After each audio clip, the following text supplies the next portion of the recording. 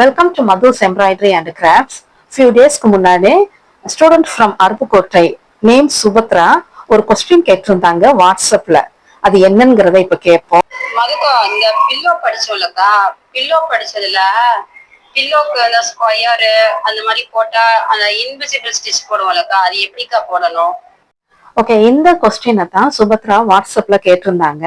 அவங்களுக்கு வாட்ஸ்அப்ல நான் அவங்களுடைய டவுட் எல்லாமே கிளியர் பண்ணி முடிச்சேன்.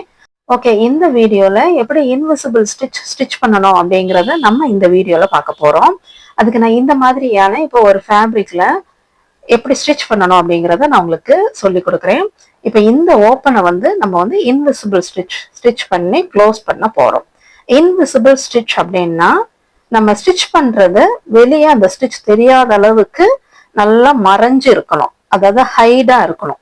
நம்ம எந்த கலர்ல ஃபேப்ரிக் எடுத்திருக்கோமோ அந்த கலருக்கு மேட்சிங்காவே த்ரெட் எடுத்துக்கணும். அண்ட் நீடில் இந்த மாதிரி ஹேண்ட் நீடில் எடுத்துட்டு த்ரெட் கவுண்டிங்ஸ் ஒன் டைமா எடுத்துட்டு டபுளா நாட் போட்டு எடுத்து வச்சுக்கணும். அண்ட் இப்ப இந்த ஓப்பனை தான் நம்ம க்ளோஸ் பண்ண போறோம். ஸோ நாட் போட்டுட்டு இந்த மாதிரி நீடில் ஒரு ஓப்பன் பக்கம், அதாவது 2 ஓப்பனா நமக்கு இருக்கும். மேல ஒரு கிளாத் கீழே ஒரு கிளாத் இருக்குல்ல, அதுல எந்த கிளாத்ல நம்ம எடுக்கிறோமோ அதுல நாட் போட்டு நீங்க நீடில் இந்த மாதிரி எடுத்துட்டு ஜஸ்ட் இந்த ஓப்பனை இப்ப நம்ம க்ளோஸ் பண்ண போறோம். ஸோ நம்ம இப்ப கீழே எடுத்திருக்கோம் அப்படின்னோம்னா மேல இருக்கிற கிளாத்ல ஜஸ்ட் ஒரு ஸ்மால் ரன்னிங் ஸ்டிச் இந்த மாதிரியா ஸ்டிச் பண்ணணும். தென் அந்த ஸ்டிச்சை கொஞ்சம் நல்லா டைட்டா வச்சுக்கணும்.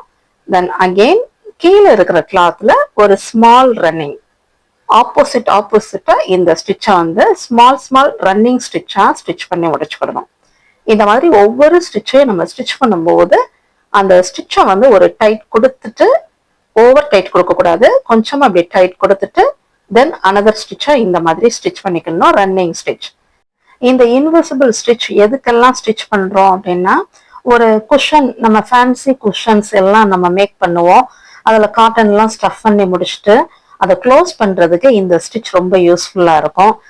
அண்ட் ஃபர்டைஸ் மேக்கிங் பண்ணும் போதும் காட்டன்லாம் ஸ்டஃப் பண்ணி முடிச்சதுக்கு அப்புறமா அந்த ஓப்பனை க்ளோஸ் பண்றதுக்கு இந்த இன்விசிபிள் ஸ்டிச் ரொம்ப யூஸ்ஃபுல்லாகவும் இருக்கும் அண்ட் நீட் ஃபினிஷிங்லையும் இருக்கும்.